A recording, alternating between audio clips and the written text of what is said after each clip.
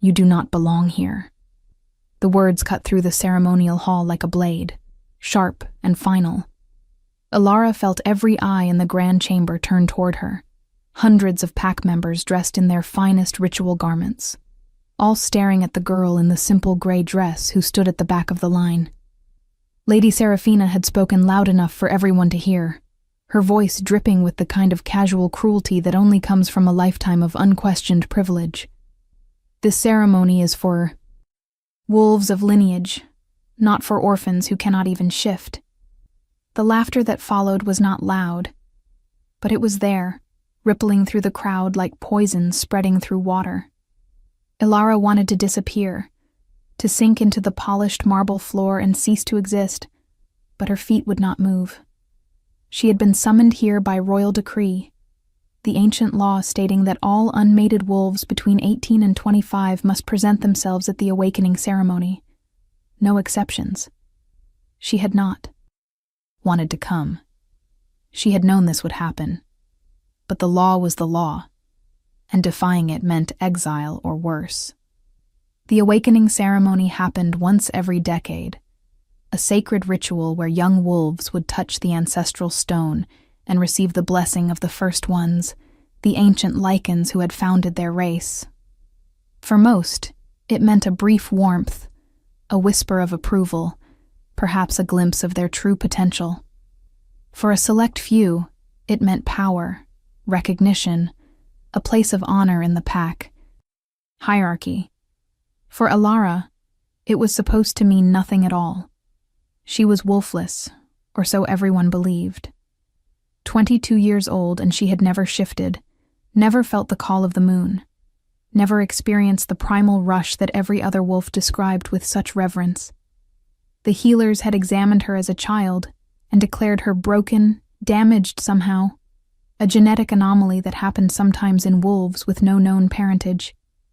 She had grown up in the pack orphanage, working in the kitchens and gardens, invisible to everyone except when they needed someone to mock or blame.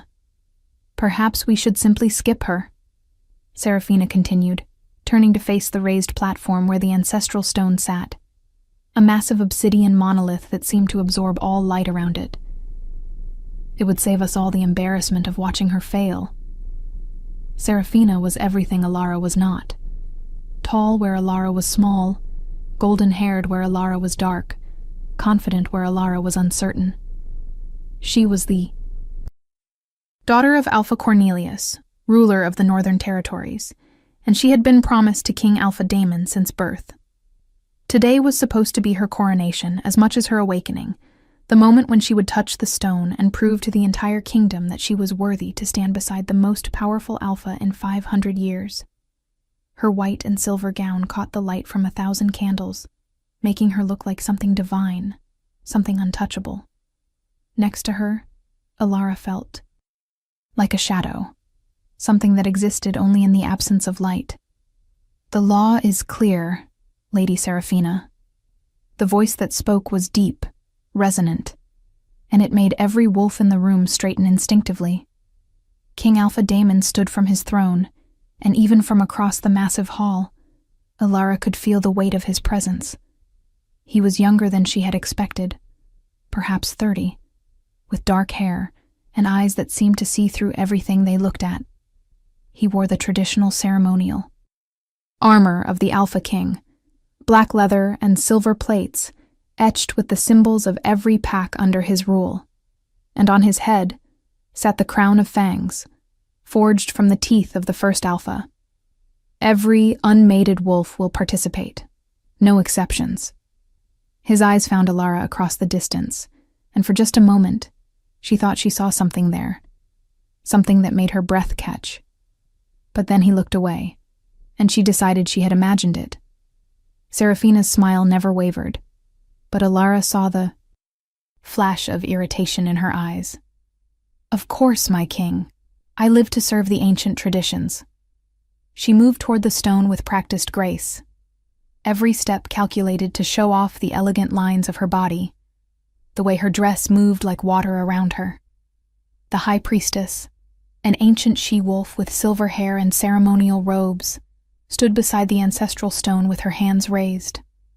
Lady Seraphina of the Northern Territories, daughter of Alpha Cornelius, descended from the line of Moon Whisper, stepped forward and received the blessing of the first ones. The hall fell completely silent as Seraphina approached the stone. This was the moment everyone had been waiting for, the confirmation that she was destined to be queen. Seraphina placed both hands on the obsidian surface, and immediately the stone began to glow. Soft white light pulsed from within it, spreading up her arms like living vines, and the watching wolves murmured their approval. It was a strong response, stronger than most received.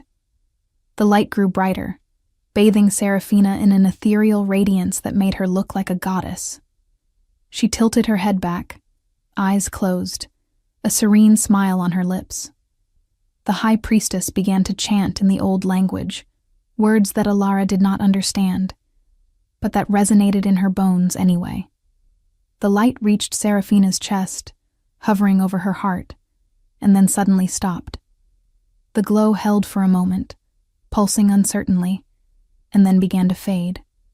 Seraphina's eyes snapped open, confusion flickering across her perfect features. The stone was going dark again, the light retreating back into the obsidian as if it had changed its mind. "What is happening?" Alpha Cornelius stood from his seat beside the king, his voice sharp with concern. The high priestess looked troubled, her ancient eyes studying the stone with an intensity that made the air feel heavy. "The stone has given its blessing, but not its mark. She is accepted, but not chosen." A ripple of whispers spread through the hall. Not chosen meant that while Seraphina was acknowledged as powerful and worthy, she was not the one the ancestors had selected for some greater purpose. It was not a rejection, but it was not the triumphant confirmation everyone had expected either. Seraphina stepped back from the stone, her composure cracking just slightly, a tightness around her mouth that spoke of barely controlled fury. If you are enjoying this story, do not forget to leave a like and subscribe to the channel for more emotional stories like this one. The ceremony continued with the other young wolves approaching the stone one by one. Some received a warm glow of approval, others barely a flicker. None received the mark that Seraphina had been denied, the legendary symbol that would brand itself onto the skin of the truly chosen. Alara watched from her place at the back of the line, her heart pounding harder with each wolf that finished. She did not want to do this. She did not want to stand before hundreds of people and have the stone confirm what everyone already knew, that she was nothing, nobody, a mistake of nature that should never have been born. But the line kept moving forward, and eventually there was nowhere left to hide. Alara, orphan of the eastern quarters, no known lineage, stepped forward. The high priestess's voice was not unkind, but it was matter of fact, stating her worthlessness as if it were just another detail to be recorded. Alara forced her legs to move, climbing the 3 steps to the platform where the stone waited. Up close, it was even more intimidating, easily 3 times her height, and wide as a house. The surface was smooth but not reflective, absorbing light like a void. She could feel heat coming from it, or maybe cold. She could not tell which. Her hands trembled as she raised them. "Do we really have to watch this?" Someone muttered from the crowd, loud enough to be heard. "Just let her touch it and move on. We all know. Nothing will happen." Alara placed her palms against the stone, and the world exploded. The sensation was not gradual like it had been for the others. It was instantaneous, overwhelming, a force that slammed into her with the violence of a tidal wave. Her vision went white, then black, then filled with colors she did not have names for. She heard screaming and realized distantly that it was coming from her own throat, but she could not stop. The stone was not glowing. It was burning, pulsing, with light so intense that wolves in the front rows threw up their arms to shield their eyes. But this was not the soft white light that had greeted the others. This was crimson, shot through with veins of gold, ancient and terrifying and utterly wrong. "Get her away from it!" someone shouted, but Alara could not move. Her hands were fused to the stone, or the stone was fused to her. She could not tell the difference anymore. Power was pouring into her body, too much power, more than any vessel could possibly hold. She felt something inside her chest crack open, some door that had been sealed shut her entire life, and behind it was not emptiness, but an inferno. Her wolf was waking up. No, not waking up. Being born. It had never been asleep or broken or missing. It had been imprisoned, locked away behind walls so thick that not even she had known it existed. And now those walls were shattering, crumbling like paper in a firestorm. And what emerged was not gentle or small or weak. The stone began to shake, vibrations spreading through the floor, making the candles flicker and the walls groan. Cracks appeared on the obsidian surface, thin lines of light spiderwebbing out from where Alara's hands pressed. The high priestess stumbled backward, her eyes wide with something that looked like terror. "Impossible," she whispered.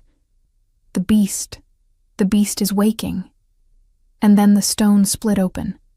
Not broke, not crumbled, but opened like a door, like a mouth, like a prison releasing.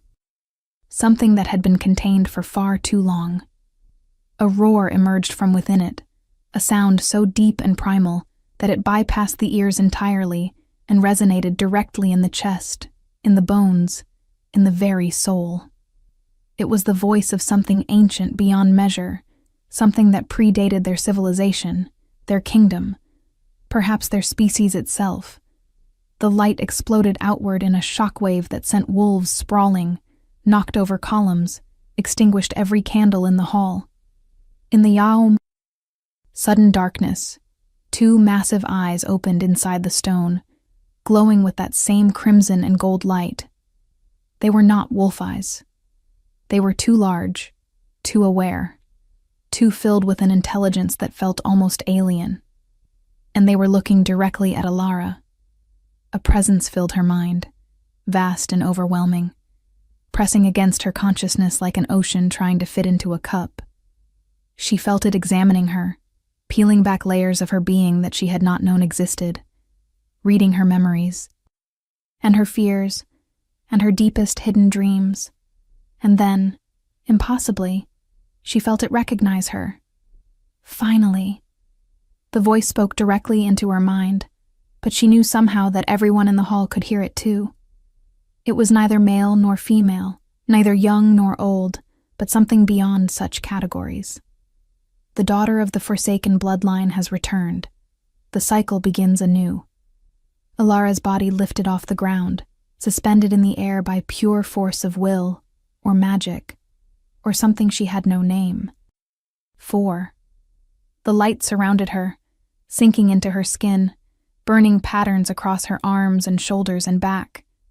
She looked down and saw symbols appearing on her flesh, ancient runes that glowed with inner fire, marking her in ways that could never be hidden or removed. The mark of the chosen. But not just any chosen. This was something else. Something that made the high priestess fall to her knees and made Alpha Cornelius go pale as death. King Alpha Daemon was the only one still standing. His eyes locked on Alara with an intensity that she could feel even through the chaos.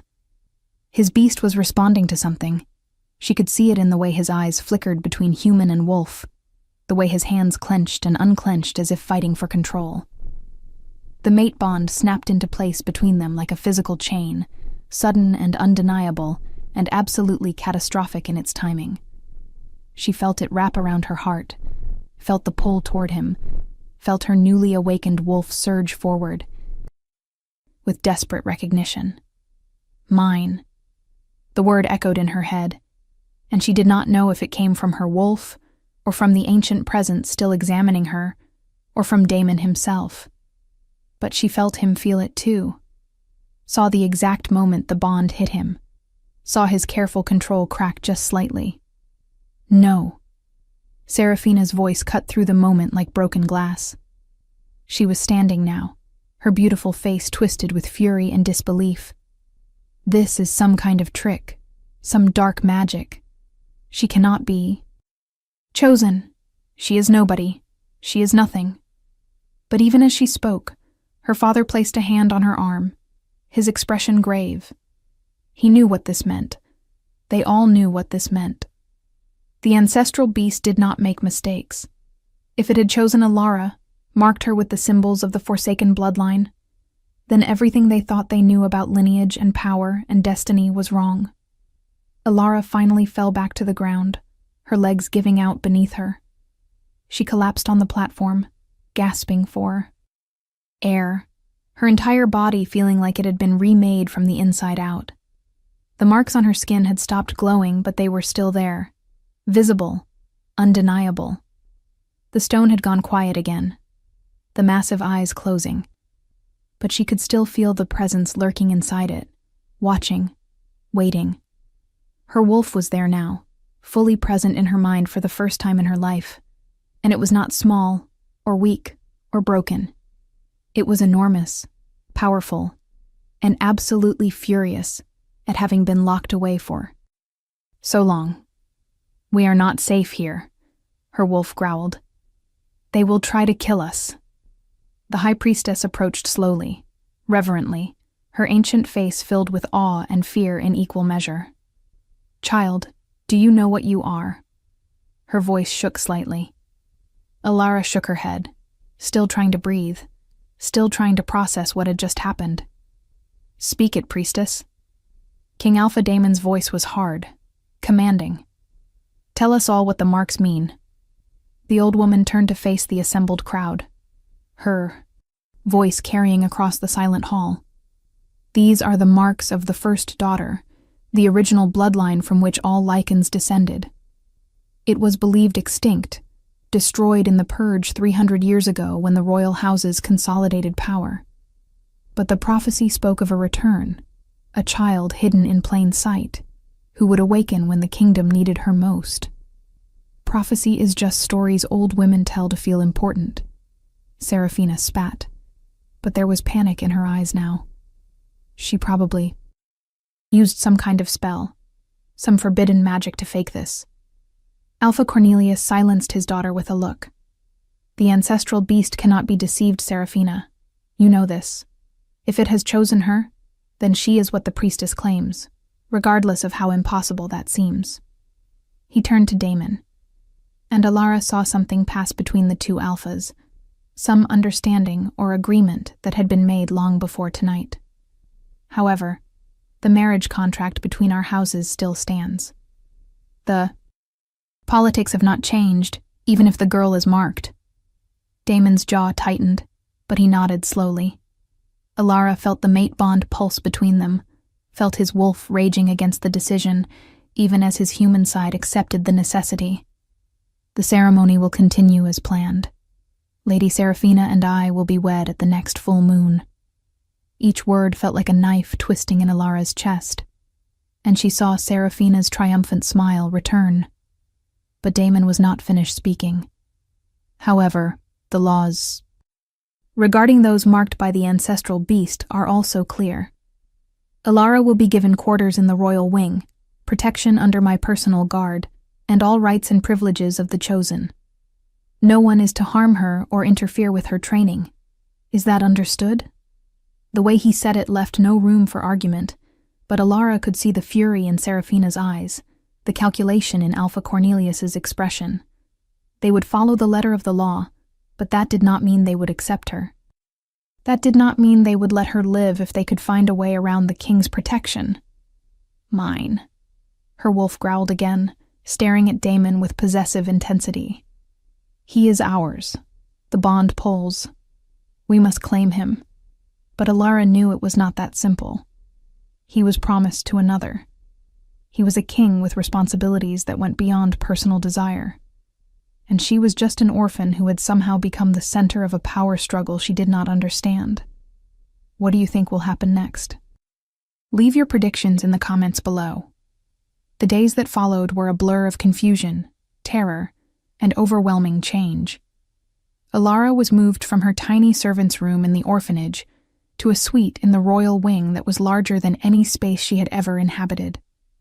The rooms were decorated in deep blues and silvers, with windows that overlooked the royal gardens and furniture that looked too expensive to touch. Servants she had worked alongside for years now bowed when they saw her, their eyes filled with fear or resentment or carefully hidden curiosity. She was given new clothes, fine dresses in rich fabrics that felt strange against her skin, and a personal attendant, a young she-wolf named Iris, who treated her with careful politeness that felt more like fear. But the worst part was the isolation. Despite being surrounded by people, Alara had never felt more alone. The other young wolves who had been at the ceremony avoided her, whispering when she passed, falling silent. When she entered a room, the older pack members regarded her with suspicion, as if she were some kind of threat, something dangerous that had infiltrated their midst. And Seraphina made sure Alara understood exactly where she stood. She encountered the future queen in the gardens 3 days after the ceremony, surrounded by her circle of noble ladies, all of them dressed in perfect gowns with perfect hair and perfect smiles that did not reach their eyes. "Oh, how lovely to see you. Adapting so well to your new circumstances." Seraphina's voice was honey-sweet, but her eyes were cold. "I do hope you are not getting too comfortable. After all, marks fade, prophecies are misinterpreted, and accidents happen so easily in a place as large as the palace." Her ladies laughed, the sound like wind chimes made of ice. Alara said nothing, just tried to move past them, but Seraphina stepped into her path. "You should leave while you still can. Go somewhere far away where no one knows." "What happened?" "I will even give you gold, enough to start a new life. Because if you stay, if you continue to embarrass me with your presence, there will be consequences." "Is that a threat, Lady Seraphina?" The voice came from behind them, and they all turned to see King Alpha Daemon standing at the garden entrance. He was dressed casually in training leathers, his hair still damp from exertion, but the power that radiated from him made every wolf present immediately submit, bowing their heads. Instinctively. All except Alara, whose wolf surged forward at the sight of him, making her body heat and her heart race. The mate bond thrummed between them, visible to her now as a golden thread that connected their souls, pulling tight with desperate need. Seraphina recovered quickly, dropping into an elegant curtsy. "My king, I was simply offering assistance to our guest. I worry about her adjusting to palace life. Your concern is noted and dismissed." Damon's voice was flat, emotionless. "Alara is under my direct protection. Any harm that comes to her, any threat made against her, will be considered an act of treason against the crown. I trust I am being clear." The temperature in the garden seemed to drop several degrees. Seraphina's smile never wavered, but Alara saw the fury flash in her eyes before she hid it. "Perfectly clear, my king. If you will excuse me, I have wedding preparations to attend to." She swept past him with her ladies following like a flock of vicious birds, leaving Alara alone with Daemon. The silence that followed was suffocating. The mate bond was screaming at her to move closer, to touch him, to claim what was hers. But she forced herself to stand still, to wait for him to speak first. "You should not wander the gardens alone," he finally said, his eyes not quite meeting hers. "Until we understand what your awakening means, there will be those who see you as a threat." Alara found her voice, though it came out smaller than she intended. "I did not ask for this. I did not want any of this." He looked at her then, really looked at her, and she saw the struggle in his eyes. "I know, but destiny rarely asks permission." He took a step closer, then stopped himself, hands clenching as if fighting the urge to reach for her. "The bond, do you feel it?" She nodded, not trusting herself to speak. Of course she felt it. It was torture, having him so close and yet completely untouchable. He belonged to another woman, was promised, would be wed within weeks. It is a complication we cannot afford. His voice was rough. The alliance with the Northern Territories is essential to maintaining peace. Without it, we risk civil war. Then why protect me? Alara asked. Why not just let them kill me quietly and solve your problem? Damon's eyes flashed wolf gold, a growl rumbling in his chest. Because that is not who I am. Because the laws are clear. Because my beast would tear apart anyone who tried to harm you, and I am not certain I could stop it even if I wanted to. The confession hung between them, raw and honest. This is an impossible situation. I will honor my commitment to Serafina because my people need me to, but I will also protect you because I must. That is all I can offer.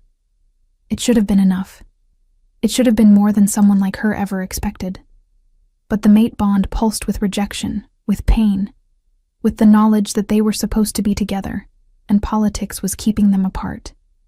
I understand, Alara whispered, even though she did not, even though it felt like her heart was being torn in two. Damon turned to leave, then paused. There is something you should know.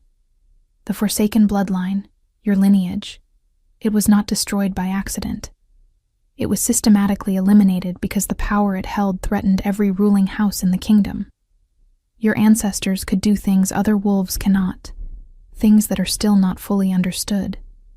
If that power awakens in you fully, you will become a target for every alpha who fears what you might become. He met her eyes. I will protect you as much as I can, but you need to learn to protect yourself. Training begins tomorrow at dawn. Do not be late. The training grounds were empty when Alara arrived the next morning, the sun just beginning to paint the sky pink and gold. She wore simple clothes, leather pants and a loose tunic, her dark hair pulled back. Her wolf was restless, pacing inside her mind, eager to be released, eager to explore the power that had been locked away for so long. A figure emerged from the shadows at the edge of the yard, and Alara tensed before recognizing the high priestess. The old woman moved with surprising grace, her silver hair gleaming in the early light. You came. Good. Many in your position would hide, would try to pretend the awakening never happened. She gestured for Alara to follow her to the center of the training ground. I do not understand what is happening to me, Alara admitted. Why now? Why did my wolf never appear before? The priestess studied her with those ancient, knowing eyes. Because someone went to great lengths to ensure it did not. When I examined you after the ceremony, I found traces of suppression magic, old and powerful, woven into your very essence from birth. Someone knew what you were and sealed your wolf away to hide you. Alara felt cold dread settle in her stomach. Who? Who would do that? The priestess shook her head. That is what we must discover. But whoever they were trying to protect you. The Forsaken bloodline was hunted to extinction because the other royal houses feared their power. Your ancestors did not just shift, child. They could merge fully with their beasts, become something between wolf and human. Something faster, stronger, more deadly than any normal lichen. The priestess is correct. Another voice joined them, and Alara turned to see a tall, scarred wolf approaching. He was older, perhaps 50, with gray streaking his dark hair and eyes that had seen too much violence. My name is Marcus, and I am the king's weapons master. I have been tasked with training you in combat, should you need to defend yourself. He looked her up and down with obvious skepticism. Though I will be honest, I have never trained someone with no shifting experience. This may be a very short lesson. Alara bristled at his tone. I can learn. Marcus smiled, but it was not unkind. We shall see. Show me your wolf. Shift. Alara closed her eyes, reaching for that presence inside her mind. Her wolf came forward eagerly, desperately, freedom so close after 22 years of imprisonment. The shift hit her like a lightning strike, fast and brutal, and nothing like the gentle transformation she had seen others perform.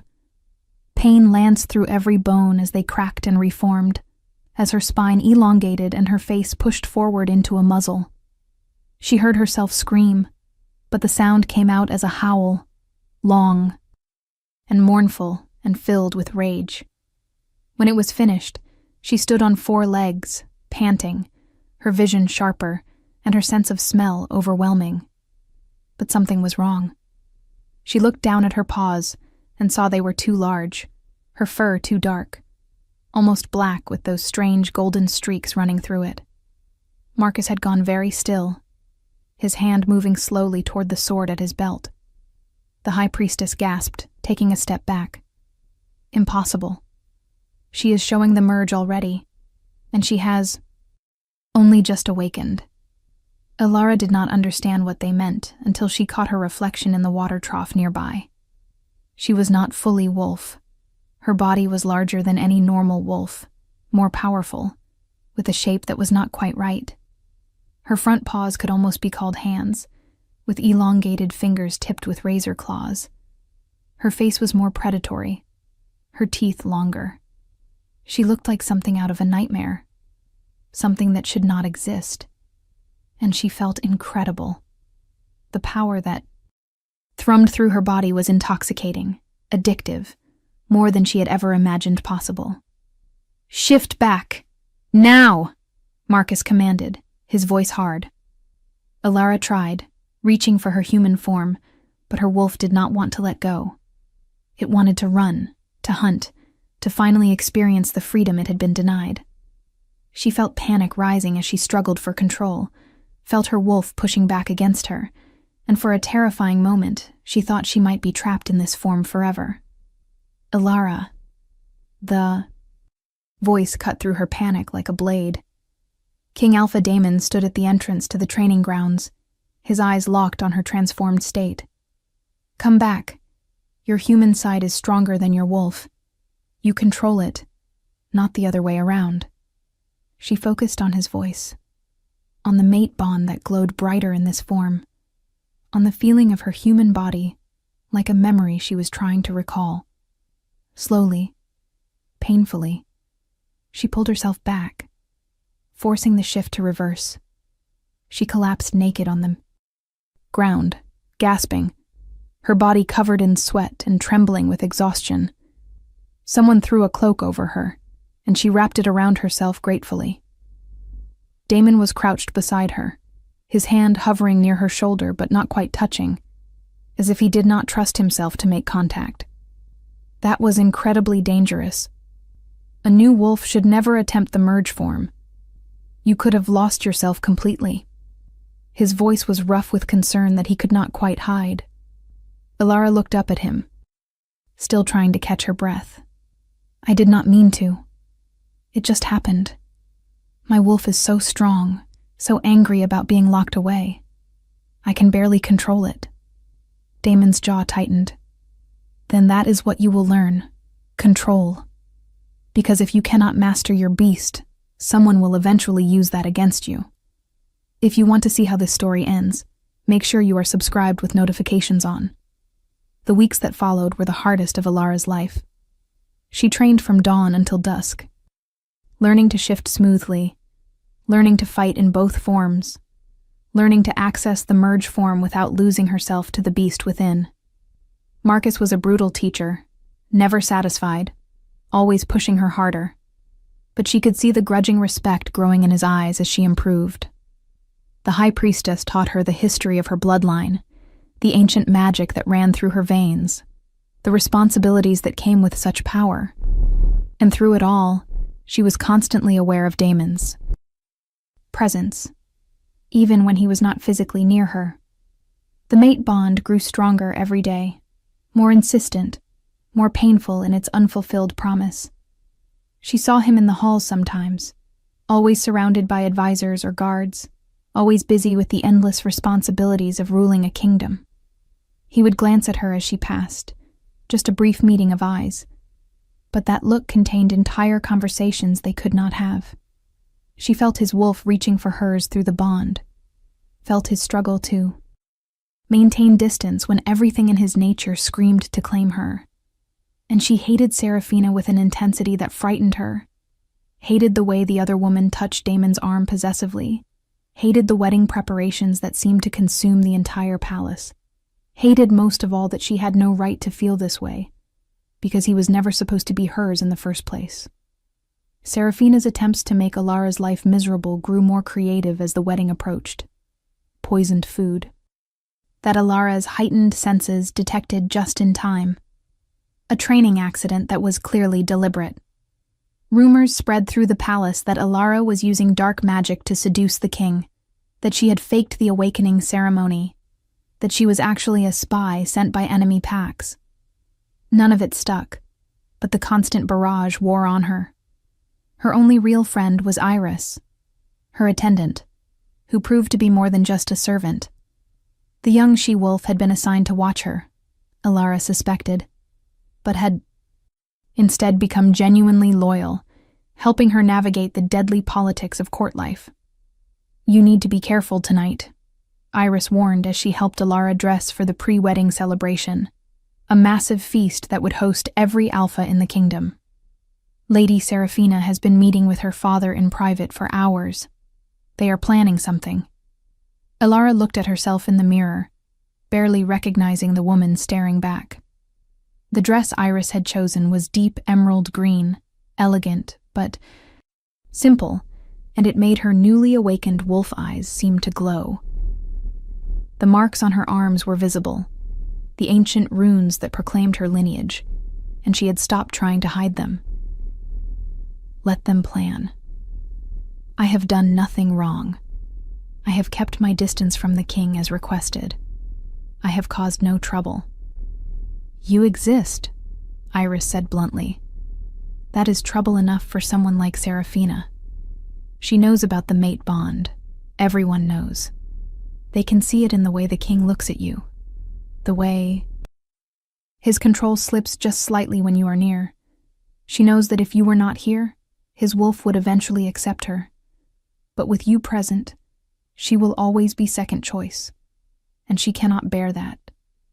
Alara felt tears prick her eyes, but refused to let them fall. He is going to marry her. In 3 days, he will stand before the entire kingdom and pledge himself to her. The bond does not matter. Duty comes first. Iris squeezed her shoulder gently. The heart is not so easily commanded. Not even by a king. Come, we should not be late. The great hall was magnificent, decorated with thousands of flowers and candles, long tables laden with enough food to feed an army. Every important alpha in the kingdom was present, dressed in their finest, all gathered to celebrate the union that would unite the two most powerful houses and secure peace for generations. Alara was seated far from the head table, tucked between minor nobles who barely acknowledged her presence, but she had a clear view of where Damon sat with Seraphina at his right hand. The future queen was radiant in gold and white, playing her role perfectly, laughing at Damon's words, touching his hand with easy familiarity. And Damon was the perfect host, charming and attentive, every inch the powerful king. But Alara could see the tension in his shoulders, the way his eyes kept drifting toward where she sat, the way his wolf prowled restlessly beneath his skin. The feast progressed with speeches and toasts, with music and dancing, with all the ceremony expected of such an occasion. Alara tried to make herself small, to be invisible the way she had been her entire life before the awakening, but she could feel eyes on her constantly, wolves whispering behind their hands, judging, speculating, waiting for something to happen. The mate bond pulsed with painful intensity, and her wolf was going mad being so close to Damon yet unable to approach. Mine, it kept insisting. Ours. Why does he sit with her? When we are here, make him see. Make him choose. I propose a toast. Alpha Cornelius stood, his powerful voice carrying across the hall. To my daughter Seraphina, who will soon be queen, and to King Alpha Damon, who has proven himself wise in choosing duty over fleeting desire. The words were pointed, deliberately cruel, and Alara felt every eye in the room turn toward her. Her face burned with humiliation, but she kept her expression neutral, refusing to give them the satisfaction of seeing her pain. Damon's hand tightened around his goblet, his knuckles going white, but he raised it in acknowledgement of the toast. Serafina smiled triumphantly. However, Cornelius continued, his eyes finding Alara across the crowded hall. There is still the matter of the orphan who claims the Forsaken bloodline. Many here have expressed concerns about the validity of her awakening.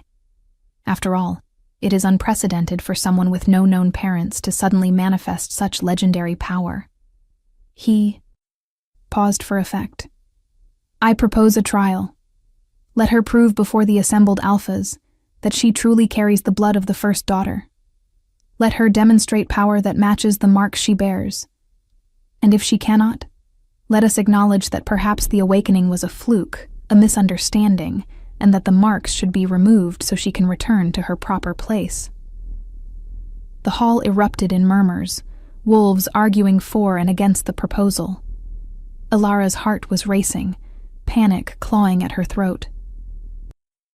A trial meant combat, meant shifting and fighting, meant exposing herself to potential injury or death, because trials were rarely gentle affairs. The laws do not require one marked by the ancestral beast to prove themselves. Damon's voice cut through the noise, cold and hard. Cornelius, you overstep. But the Alpha of the Northern Territories smiled, spreading his hands innocently. I meant no disrespect, Your Majesty. I simply thought to give the girl a chance to silence her detractors. Surely, if her bloodline is as powerful as claimed, a simple demonstration would be no hardship. It was a trap, and Alara knew it. If she refused, it would be taken as proof that she was a fraud. If she accepted and failed, she would be branded a liar, and likely executed. But if she accepted and succeeded, she would only make Serafina and Cornelius hate her more. There was no winning this situation. I accept. The words were out of her mouth before she could stop them, before her rational mind could intervene. Her wolf had spoken for her, pride and fury overriding caution. I will demonstrate my power, if that is what is required to satisfy the concerns of the alphas. She stood, meeting Cornelius's eyes across the hall. Name your trial. Damon was on his feet instantly, and she could feel the rage rolling off him in waves. This is unnecessary and potentially dangerous. I forbid it. But Alara shook her head, speaking directly to him for the first time in weeks. With respect, Your Majesty, this is my choice.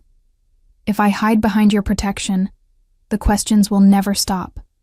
Let me prove myself, once and for all.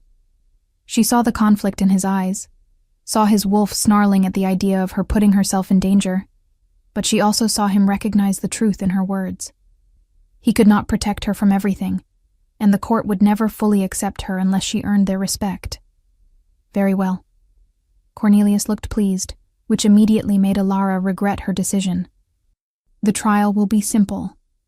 In the old ways, the strength of a wolf was measured by their ability to best the pack's greatest warrior in single combat. Marcus is our weapons master, a decorated soldier, and one of the strongest wolves in the kingdom. If you can last 10 minutes against him in the combat ring without yielding or falling unconscious, you will have proven your worth. He smiled coldly. Of course, if you wish to withdraw, no one will think less of you. It is a daunting challenge for someone who only awakened a few weeks ago. Marcus had gone very still at the head table, his scarred face unreadable. Alara knew he had been holding back during her training, teaching her rather than trying to defeat her. But in a formal trial, he would not pull his punches. He would come at her with everything he had, because to do otherwise would be an insult to both of them. 10 minutes might as well be 10 hours. I accept the terms, Alara heard herself say. The hall buzzed with excitement. Wolves already placing bets, already anticipating the violence to come. Damon looked like he wanted to argue, but the challenge had been issued and accepted. To interfere now would undermine her, and make her look weak. He could only watch, along with everyone else, as the fate that had been set in motion played out. The combat ring was prepared quickly, a circular space in the center of the great hall, marked out with ceremonial stones. All the tables were pushed back to give the assembled alphas a clear view. Alara was given time to change into fighting leathers, her hands shaking as she laced up the reinforced armor. This was insane. She had been training for less than a month. Marcus had been fighting for decades. The High Priestess found her in the changing room, her ancient face grave. "Child, you do not have to do this. There is no shame in acknowledging you are not ready." But Alara shook her head. "If I back down now, they will never stop testing me. I would rather die proving I belong than live as a coward." The priestess sighed. "You have your ancestors' pride, for better or worse. Then I will tell you this. The Forsaken bloodline's greatest strength was not just physical power, but the ability to merge consciousness with their beasts. Most wolves suppress their animal side, control it, dominate it. Your ancestors did the opposite. They became partners with their wolves, two minds acting as one. If you can achieve that balance, even for a moment, you will be able to access power that Marcus cannot match." She placed a hand on Alara's marked arm.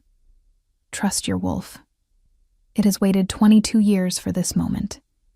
It will not let you fall." Alara entered the ring to absolute silence. Every eye in the hall was fixed on her. Hundreds of alphas and their companions watching to see if she was truly what she claimed, or just a pretender who would be exposed and destroyed.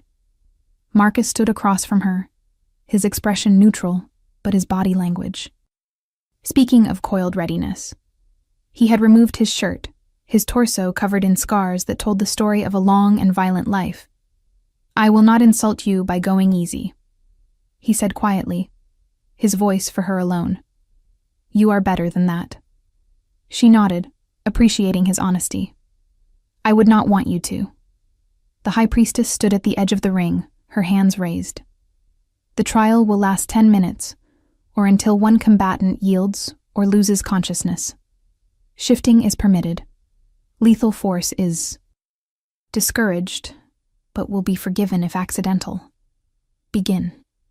She dropped her hands, and Marcus moved. He was fast, impossibly fast for someone his size, closing the distance between them in a heartbeat. Alara barely dodged the first strike, felt the wind of his fist passing a hair's breadth from her face. She countered with a kick that he blocked easily, his arm like iron.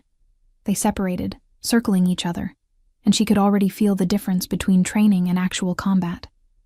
There was no safety, no holding back, just pure survival instinct.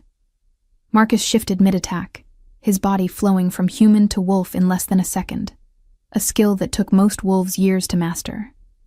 His wolf form was huge, battle-scarred, gray and white fur bristling. He launched himself at her, jaws aimed for her throat, and Alara had no choice but to shift as well. Her transformation was faster than before, the pain less intense, and she met him in her merged form, the in-between state where she was. Neither fully human nor fully beast. They collided with bone-jarring force, claws and teeth seeking vulnerable flesh, and Alara realized with cold clarity that Marcus was not just testing her. He was genuinely trying to win, to prove the point that she was not ready, that the awakening meant nothing without experience to back it up. She was stronger than she expected, her merged form giving her power that pure wolf forms lacked. But Marcus had decades of battle wisdom, knew every trick, every feint, every way to exploit weakness. He drove her back across the ring, his attacks relentless, and her defenses were crumbling. Blood ran from a dozen shallow cuts, her breathing was labored, and she knew she was losing. The crowd was murmuring, excitement giving way to disappointment that the fight would be over so quickly. "Trust your wolf," the priestess had said. "Become partners." Alara stopped trying to control her beast, stopped fighting it for dominance, and instead opened herself. Completely. "What do we do?" she asked her wolf. "How do we survive this?" The response was immediate and overwhelming. Her wolf surged forward, but instead of taking over, it merged fully with her consciousness. Suddenly, she could think with both her human intelligence and her wolf's instincts simultaneously, see with both perspectives, move with a grace and power that transcended either form alone.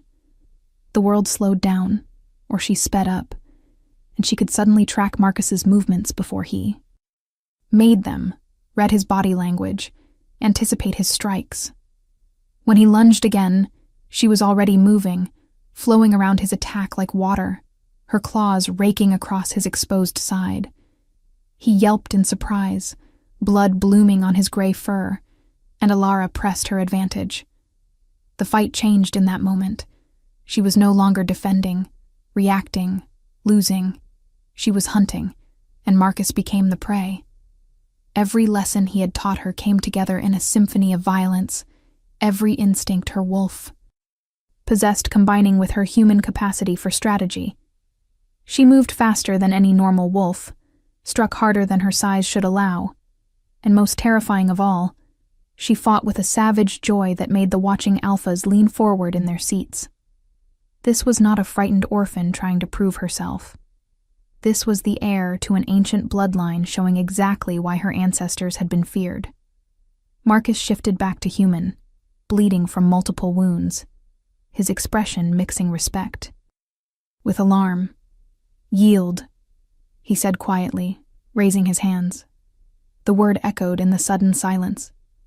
Alara stood in her merged form, breathing hard, her consciousness still intertwined with her wolf's, and for a long moment she did not want to stop.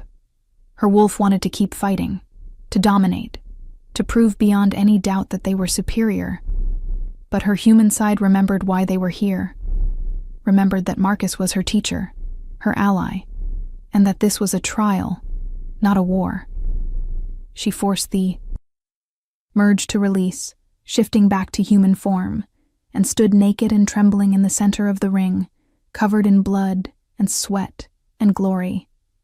The hall erupted. Some wolves were cheering, others arguing, but all were talking about what they had just witnessed. Alara had not just lasted 10 minutes. She had defeated one of the kingdom's greatest warriors in less than 8. Someone threw a cloak around her shoulders, and she wrapped it gratefully around herself, her legs shaking so badly she could barely stand. Marcus approached her, limping slightly, and held out his hand. "You have the heart of a true warrior, and the power to match. I am honored to have trained you." She clasped his hand, overwhelmed by emotion she could not name. Alpha Cornelius looked like he had swallowed something poisonous, but he stood and addressed the hall. "The trial is complete. The girl has proven herself. The matter is settled." But Alara barely heard him. Her eyes had found Damon across the room, and the expression on his face made her breath catch. His eyes were pure wolf gold, his control hanging by a thread, and the mate bond between them was screaming with need and pride and desperate longing. He looked at her like she was the only thing in the world that mattered, like he was seconds away from crossing the hall and claiming her in front of everyone. Politics and promises be damned. And she wanted him to. Her wolf was howling for it, demanding their mate acknowledge them, choose them, take them. For one perfect, terrible moment, she thought he might actually do it. Then Serafina was there, placing her hand on Damon's arm, saying something in his ear, with a smile that did not reach her eyes. The contact broke whatever spell had held him, and Alara watched his expression close off, watched him become the king again, instead of just a man held captive by a bond he could not fulfill. He nodded to Serafina, then turned and left the great hall without a backward glance, and Alara felt something in her chest crack. She had proven herself to every alpha in the kingdom, had shown them power they could not deny, had earned respect and recognition. But she had lost the only thing that mattered. Because in 3 days, Damon would marry another woman, and no amount of power or lineage would change that. If this story touched your heart, Share it with someone who loves epic romance. Tell me in the comments. Did you see this ending coming? The 2 days before the wedding were a blur of misery. Alara threw herself into training, pushing her body past its limits, anything to avoid thinking about what was coming. But at night, alone in her too large suite, she could not escape it. She could feel Damon through the mate bond, could sense his turmoil, his wolf fighting him constantly. She knew he was not sleeping, knew he was pacing his rooms like a caged animal, knew he was suffering as much as she was. But knowing did not help. The wedding preparations continued with unstoppable momentum, the entire palace buzzing with excitement about the grand ceremony that would unite the kingdom. The night before the wedding, Alara could not bear to be inside the palace anymore. She slipped out through the gardens, past the guards who let her pass with knowing looks, and ran into the forest that bordered the royal grounds. She shifted as soon as she was hidden by trees, letting her wolf form carry her deeper into the wilderness, running until her muscles burned and her lungs ached. She did not want to think anymore. She did not want to feel the bond pulling at her heart. She just wanted to be a wolf, simple and uncomplicated, without politics or destiny or impossible love to worry about. She was so lost in her own pain that she did not sense the attack until it was almost too late. 5 wolves burst from the undergrowth, surrounding her, all of them larger than normal, all of them moving with the coordination of trained killers. Assassins. Alara barely dodged. The first strike, claws raking across her shoulder instead of her throat. She shifted to her merged form instantly, the transformation fueled by fear and fury, and met their attack with everything she had. But they had ambushed her, chosen their moment perfectly, and she was already tired from training and heartbreak. The fight was vicious and desperate. Alara took down 2 of the assassins, her newfound power making her a match for them individually, but they were working together, wearing her down, driving her toward a cliff edge. She realized with cold horror that this was no random attack. Someone had planned this carefully, had waited until she was alone and vulnerable. "Serafina," her wolf snarled. "That spoiled female sent them to kill us." One of the remaining assassins caught her across the ribs with a powerful strike, and she felt bones crack. Pain exploded through her body, and she stumbled, her vision going gray.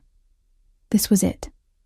This was how it ended, murdered in the forest, the night before her mate married another woman. A roar shook the trees, so loud and primal that it froze every wolf in place. The massive black form of an alpha in his prime burst through the trees, moving faster than anything that size should be able to move. King Alpha Damon in his wolf form was a sight to inspire legends, easily twice the size of any normal wolf, his fur so dark it seemed to absorb light, his eyes burning gold with fury beyond measure.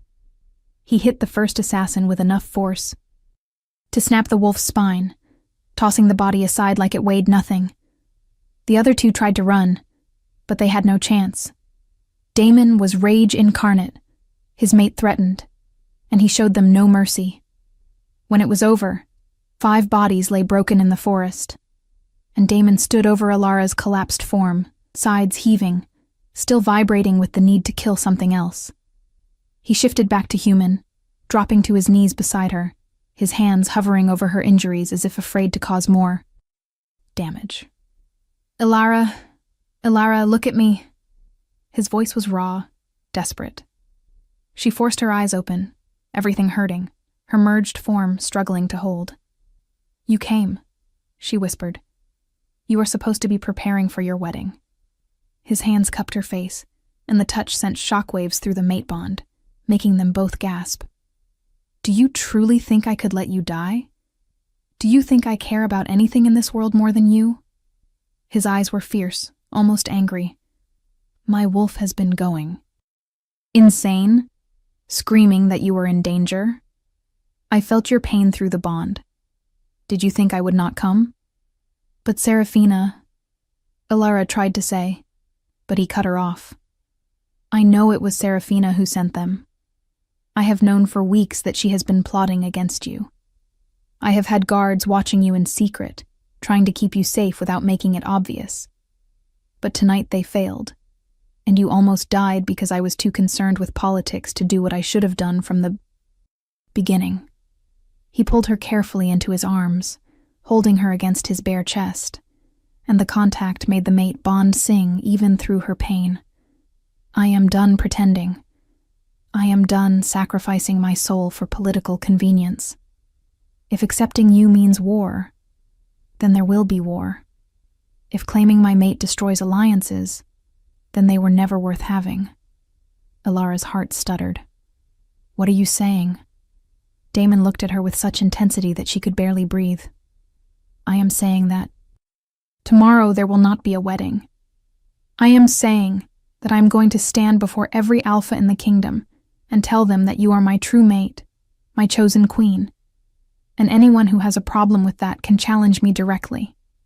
His thumb brushed across her cheek, wiping away blood and tears. "I am saying that I love you, Alara of the Forsaken bloodline, and I am choosing you. I am choosing us, even if it costs me my crown." The words she had dreamed of hearing had given up hope of ever. Hearing washed over her like a benediction.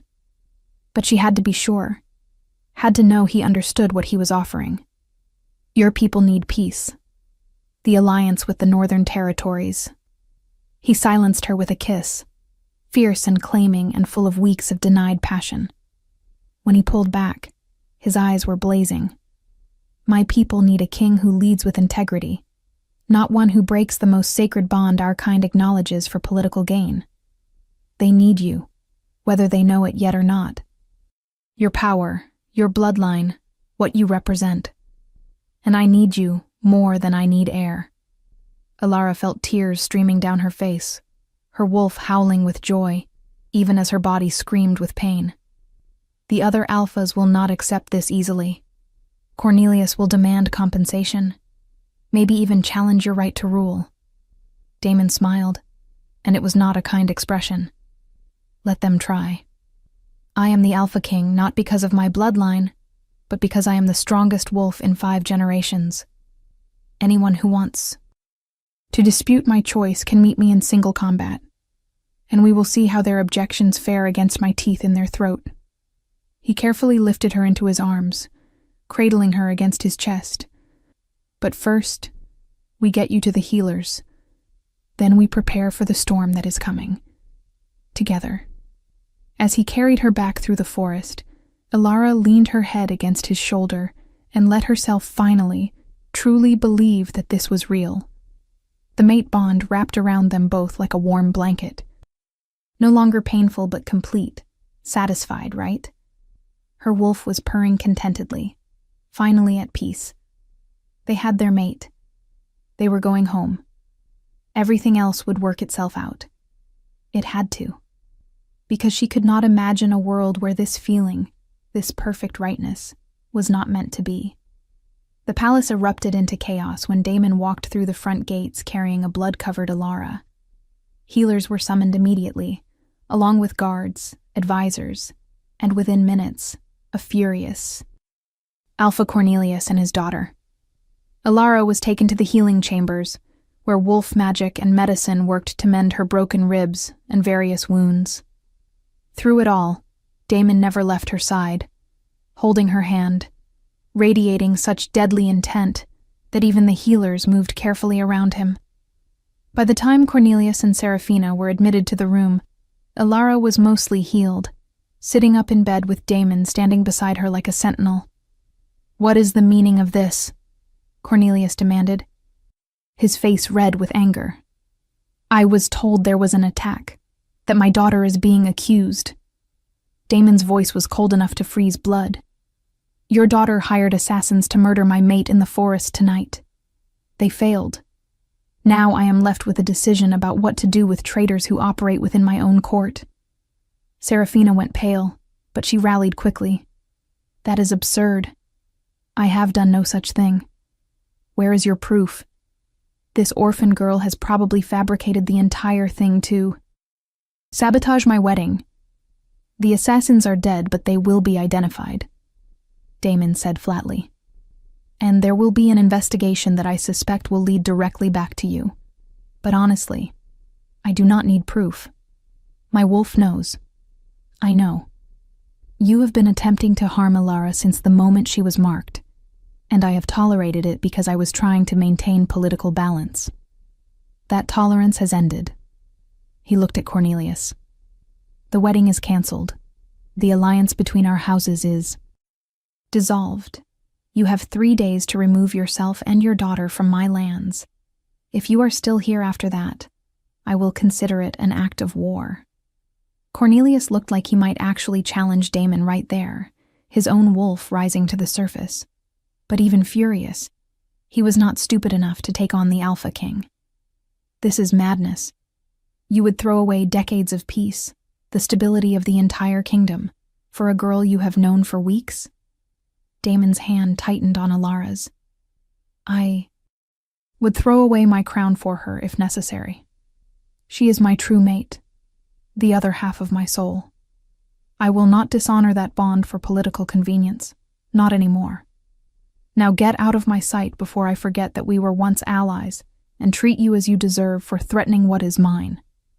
The Alpha of the Northern Territories stared at him for a long moment, then grabbed his daughter's arm and dragged her from the room. Serafina was screaming obscenities and threats, but her father silenced her with a growl. When they were gone, Damon finally allowed himself to relax slightly, sitting on the edge of Alara's bed. That could have gone better, he said wryly. Alara laughed, wincing at the movement. You just ended a major alliance and threatened war with the Northern Territories. How much worse could it have gotten? He smiled, really smiled, and it transformed his normally severe face into something warm and beautiful. They could have challenged me immediately instead of leaving to lick their wounds and plan their next move. This way we have time to prepare. We, Alara repeated softly, testing the word. Damon leaned forward, his forehead resting against hers. We, always we, from now on. You and me and whatever chaos follows. He kissed her gently, carefully, mindful of her injuries. When you are healed, there will be a proper ceremony. Not a political marriage, but a true mating, where I mark you before the pack and the moon and claim you as mine for all to see. But even without the ceremony, you are already my queen. My wolf claimed you the moment you touched the ancestral stone. I was just too blind to accept it immediately. Alara felt warmth spreading through her chest, a happiness so intense it was almost painful. What about the other alphas? Some of them will support Cornelius, especially those who fear what my bloodline represents. Damon shrugged. Then they will learn a valuable lesson about what happens when they underestimate a king who has nothing left to lose. I have been playing politics my entire reign, carefully balancing powers, making compromises I hated to maintain peace. But peace built on lies and suppression is not real peace. It is just delayed conflict. Maybe it is time we face those conflicts head-on and build something honest instead. Over the next weeks, the kingdom fractured exactly as predicted. Several alphas sided with Cornelius, declaring that Damon had acted impulsively and dishonored binding agreements. Others supported their king, some because they truly believed in the mate bond, others because they feared his power too much to oppose him. The realm teetered on the edge of civil war, but through it all, Damon never wavered, never showed regret.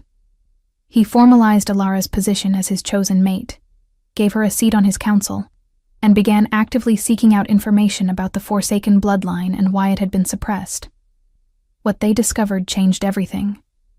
The Forsaken bloodline had not been destroyed because they were dangerous, but because they were prophesied to unite the Lycan race, to end the system of competing alphas and territories in favor of a single, stronger nation. The ruling houses had eliminated them to maintain their own power, and then erased the history to hide their crime. Alara was not just powerful, she was the key to transforming their entire society. And when word of this spread through the kingdom, carried by the high priestess who remembered the true histories, even some of Cornelius's allies began to reconsider their position. The mating ceremony took place under the full moon, with half the kingdom watching. Damon marked Alara before the ancestral stone, the same stone that had awakened her power. And when he bit her shoulder in the ritual claiming, their bond blazed so bright that every wolf present felt the echo of it. She marked him in return, her wolf surging forward to leave her own claim on his skin, and the reciprocal bond locked into place with a force that sent shockwaves through the gathered crowd. They were joined, truly and completely, and the power that resulted from their union was undeniable. Alpha Cornelius, faced with a choice between war and acceptance, eventually bent the knee.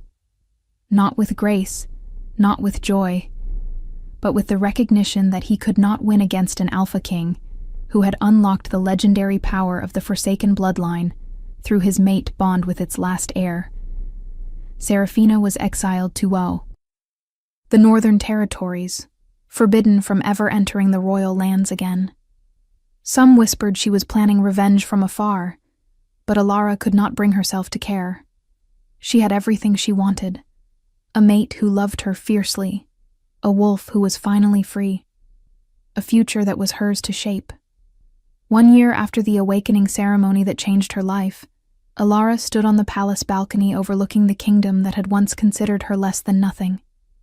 She wore the crown now, not the crown of fangs that Damon inherited, but a new crown forged specifically for her, set with stones that matched the color of her marks. Beside her, Damon wrapped an arm around her waist, pulling her close. "Do you ever regret it?" he asked quietly. "The simple life you had before all this?"